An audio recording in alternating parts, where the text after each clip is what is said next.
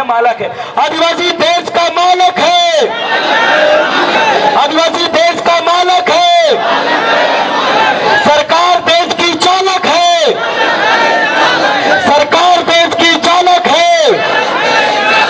जय जोहर का नारा है, जिनका ये भारत देश है। आप लोगों से मैं पुनः अपील करता हूं, इस बार हमारी सरकार, अब 3 चीज याद रखना, मैं आपको 3 चीज का मूल मंत्र दे रहा हूं। एक है मान सम्मान, एक है दान, दूसरा है सम्मान और तीसरा है मतदान। आप गुलाम क्या हो पता है? आप गुलाम इसलिए हो, मैं गुलाम किसको बोलता हूं?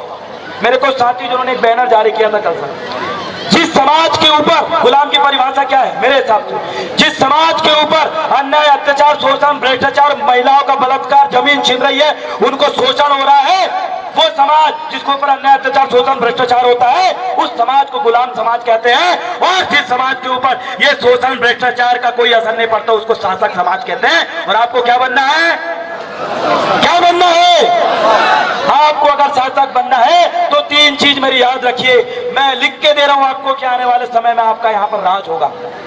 और आदिवासियों का जहां राज होता है वहां किसी का अपमान नहीं होता, याद रखना।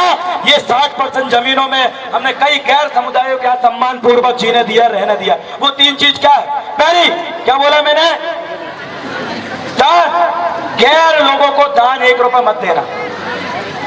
दान उसी को देना जो तुम्हारी समाज के लिए मरने और लड़ने को तैयार है। दान उसी को देना जो दिन रात अपने बीवी बच्चों को छोड़कर सड़क में उतर के सिर्फ ये भोले वाली समाज के लिए लड़ रहा है। दान उसको देना जिसके अंदर दर्द है कि उसकी माता फटे कपड़े में उसके सामने बैठी है, उसको देना। दान उसको देना जो यहाँ के पूंजीपतियों को उखाड़ने की बात करता है, उसको आपको दान देना पड़ेगा। लेकिन अभी तक आपने दान अपने दुश्मनों को दिया। आपने सांप को दूध पिलाया और जब सांप दूध पी के बड़ा हुआ तो तुमको ही डसाया। दूसरी चीज है, दान के बाद है सम्मान। आपने क्या किया? आपने दूसरों को अति से ज्यादा सम्मान दिया। पहले पुरखा कहते थे कि अपने चूल्हों के किनारे दूसरे को, बाहर के लोगों को मत बैठाना बेटा, बाहर के लोग चूल्हों के आगे ना आए। और आपने क्या किया? गैर लोगों को इतना सम्मान दे दिया, आपके वो चूल्हों के पास चले गए और आपकी माताओं बहनों के शरीर को नोच रहे हैं और बलात्कार कर रहे हैं। ये आपने सम्मान दिया ऐसे लोगों को। जिस दिन आप ऐसे लोगों से दूर हो जाओगे, जिस दिन ऐसे लोगों को सम्मान देना बंद कर दोगे, अपने लोगों का सम्मान दो। जो बुजुर्ग यहाँ पर दूर से आए उसको सम्मान दो। जो अधिकारी अपनी नौकरी को एक बहुत बड़ा संकट में डाल के तुम्हारे लिए लड़ रहा है उसको सम्मान दो।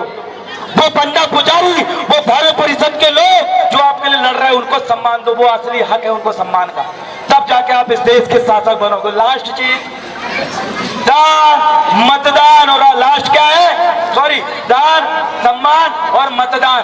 मतदान आपने गैरों को किया। मतदान का मतलब क्या होता है? मत मतलब अपनी बुद्धि, मत मतलब अपना फैसला लेने का, निर्णय लेने की क्षमता। उस मत को आपने क्या कर दिया? दान कर दिया। जोर से बोलो, क्या कर दिया? जोर से बोलिए माता बहने, क्या कर दिया? और जब आपने अपने मत को दान कर दिया तो आपने गलत लोगों को दान दिया। हमेशा याद रखना, वोट और बेटी ये हमेशा इज्जतदार, सम्मान और जिनकी समाज में इज्जत है ऐसे लोगों को दी जाती है। लेकिन आपने बेटी जैसा, मतदान को जैसा बेटी के लिए आप रिश्ता छान छान के ढूंढते हैं कि वो लड़का पीता तो नहीं है, उसके पास 2 वक्त का खाना खिलाने के लिए पैसा है कि नहीं। आप जो सोच समझ के बेटी देते हो उतनी सोच समझ के आपको वोट भी देना है। जब आपने मतदान सही लोगों को, इज्जतदार लोगों को आप दोगे तब जाके आपके लोग शासक बनेंगे, अन्यथा शासक बन पाएंगे क्या? शासक बन पाएंगे क्या? शासक बन पाएंगे क्या? नहीं बनेंगे। इसलिए आप इस बात को समझिए, आपकी लड़ाई जो लोग नहीं लड़ते उनके संगठन का, उनकी पार्टी का गमछा भी अपने गले में अगर आप डालते हो तो आपके लिए वो दुश्मन है, आपके लिए वो दुश्मन है। जब मैं जेल गया तो मेरे खिलाफ बजरंग दल के लोग सड़क में उतर गए। मैं उनको बोला कि भैया आप आदिवासियों के लिए लड़ो, हम आपके साथ जुड़ेंगे। लेकिन बोले नहीं, तुम बोले जो एट्रोसिटी एक्ट है उसको बचाने के लिए सड़क में उतरे हो। मैंने उनको कहा भैया जो एट्रोसिटी एक्ट तुम्हें पसंद नहीं है, बोले नहीं इसको खत्म करो। अच्छा फिर मैं उतरा, भोपाल में गया, एक मंच में अधिकारी कर्मचारियों के साथ, वहां पर मैंने आरक्षण बचाओ आंदोलन किया।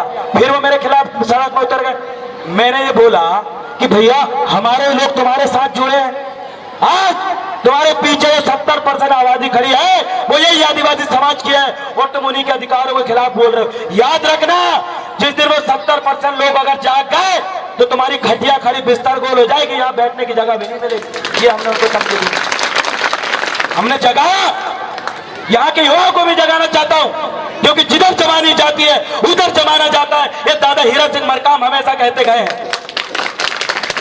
दादा कहते थे जिनका रहेगा राजा उसी का बजेगा बाजा। आपके बीच में राजा साहब बैठे हुए, हमारे छिंदवाड़ा में भी, मैं देवगढ़ परिक्षेत्र से हूँ, मेरा जो गढ़ है राजघराना था वो अमूदागढ़ है। सिवनी में जो कान्हा नेशनल पार्क बना वहां पर हमारा पूरा गढ़ खत्म हो गया। मैं अमूदागढ़ का भलावी गोत्रा का वंशज हूँ। और हमारे छिंदवाड़ा में देवगढ़ है राजा जाटवा साहब धुरवा, उन्हीं के परिवार से जिन्होंने नागपुर बसाया वक्त बुलंद साहब हुई के, उन्हीं के परिवार से जिन्होंने भोपाल शहर बचाया भोपाल साहब सल्लाम है, उन्हीं के संबंध में जुड़े हुए लोग जिन्होंने जबलपुर, मंडला और बावनगढ़ और 57 परगना में राज किया 1750 साल, वो मरावी राजा भी हमारे क्षेत्र के हैं। और आज का भी जो संबंध है बावनगढ़ 57 परगना से, आज आप देखिए आपके बावनगढ़ और 57 परगना में हमारे पुरखों ने जिनको जमीन सौंपी, जंगल सौंपी, आज मुझे बताइए किसके पास कितना धन दौलत है। ये छत्तीसगढ़ का आप 70 साल पुराना इतिहास निकाल लो, पूरा का पूरा जमीन आदिवासी के नाम पे निकलेगा। राज कौन कर रहा है? सबसे ज्यादा अमीर व्यक्ति कौन है आपके क्षेत्र से? देख लीजिए, एक भी आदिवासी नहीं है। सबसे बड़ा प्राइवेट स्कूल किसके पास है? देख लीजिए, एक भी आदिवासियों का नहीं है। सबसे बड़ा अस्पताल किसका है? देख लीजिए, एक भी आदिवासियों का नहीं है। सबसे लग्जरी होटल इस छत्तीसगढ़ में आपका एक कवर्धा या कबीरधाम जिला में सबसे बड़ी लग्जरी 5 स्टार होटल किसकी? आप देख लीजिए। इस कवर्धा में सबसे महंगी गाड़ी से कौन घूमता? आप देख लीजिए। इस कवर्धा के कौन लोग हैं जो अपने बच्चों को विदेश में पढ़ाता है? आप देख लीजिए। इस कवर्धा में सबसे ज्यादा जिसका बड़ा घर है, देख लीजिए किसका है? अधिकतर वो लोग मिलेंगे जो आदिवासी यहाँ के हैं नहीं। वो लोग हैं जिनका यहाँ से कोई वास्ता नहीं है, जिनका कोई इतिहास नहीं है, वो लोग राज कर रहे हैं। क्यों? आपकी वजह से। क्यों? हमारे सम्मानीय राजा को इस बारे में सोचना चाहिए। आपके लिए प्रश्न चिन्ह है। हमने छिंदवाड़ा में राजा कमलेश शाह जी जागीरदार, उनके लगभग अभी मेरे साथ में आए बहुत सारे वरिष्ठ अधिकारी कर्मचारीगण, श्री राम दुर्बे जी है, महेश शिवनाथी जी है, और भी हमारे साथ आए राकेश भाई हैं, तुलसी धुर्वे जी है, श्याम धुर्वे जी हैं। इन्होंने हमारे राजा की लगभग 120 या 150 एकड़ जमीनों में किसी दूसरे का कब्जा था। ये उस जगह एंट्री करे और राजा को उस जमीन का सही इस्तेमाल करना हमारे जो प्रॉपर्टी डीलर उन्होंने बताया। और राजा ने खुश होकर उनको बहुत सारी जमीन भी दिया और बोला जाओ समाज के लिए यहाँ पर ट्रेनिंग सेंटर बनाओ, क्योंकि ये समाज जब सीखेगी, प्रशिक्षित होगी, तो यही समाज हमारी तरह राज करेगी। आपको भी एक कदम उठाना पड़ेगा। आज ये समाज भोली वाली इसलिए है क्योंकि ये सोचती नहीं है, क्योंकि ना बिकने वाली समाज विचारों से खड़ी होती है। और जब ना बिकने वाली समाज, आपको अगर अपने समाज में ना बिकने वाले अगर नेता चाहिए, आप बार बार बोलते हो ना हमारा ये नेता बिक गया, ना बिकने वाला अगर आपको नेता चाहिए तो उससे पहले आपको ना बिकने वाली समाज बनाना पड़ेगा। जिस दिन ना बिकने वाली समाज अगर खड़ी हो गई तो याद रखना वो तुम्हारा नेता बिक जाएगा, लेकिन ये समाज अपने स्थान से टस और मस नहीं होगी और बोलेगी कि तुम दलाल हो सकते हो, हम दलाल नहीं हो सकते। वो समाज आपको खड़ा करना है। इस देश के मूल मालिकों से मैं बोल रहा हूं, 193 देशों में राज करने वाले मूल मालिकों से मैं बोल रहा हूं कि जो जिस विश्व आदिवासी दिवस को आप मना रहे हो, आप कसम खाओ कि अपने दुश्मन की सेनापति आप नहीं बनोगे। कसम खाओ अपने दुश्मन का झंडा और गले में गमछा आप नहीं डालोगे। कसम खाओ कि अपने समाज के लिए लड़ने वाले लोगों के लिए आप अपनी जान न्यौछावर करोगे, क्योंकि ये क्रांति खून मांगती है, बलिदान मांगती है, तब जाके आप इस देश के राजा बनोगे। अन्यथा आपके पास अभी यहाँ कितने लोग हैं जिनके पास 100 एकड़ जमीन? हाथ ऊपर करो, सामने वाले हाथ ऊपर करो जिसके पास 100 एकड़ जमीन है। इक्का दुक्का लोग भी नहीं दिख रहे। 100 एकड़ जमीन नहीं है। हालत इतना गंभीर है। मैंने क्या बताया? क्या सड़क में काम करते हो आपको कौन दिखता है? आदिवासी कौन दिखता है? जोर से बोलिए, कौन दिखता है? दूसरे क्या बड़ी मजदूरी करते हो आपको कौन दिखता है? दूसरे क्या बिल्डिंग बनाते हो आपको कौन दिखता है? सड़क में काम करते हो कौन दिखता है? हमारी करते हो आपको कौन दिखता है? लकड़ी बेचते हो आपको कौन दिखता है? ये आपकी समाज की हालत है। यहाँ और भी समाज बैठी हुई है, उस समाज का अपना एक सम्मान, एक सोशल स्टेटस है, सामाजिक स्टेटस है।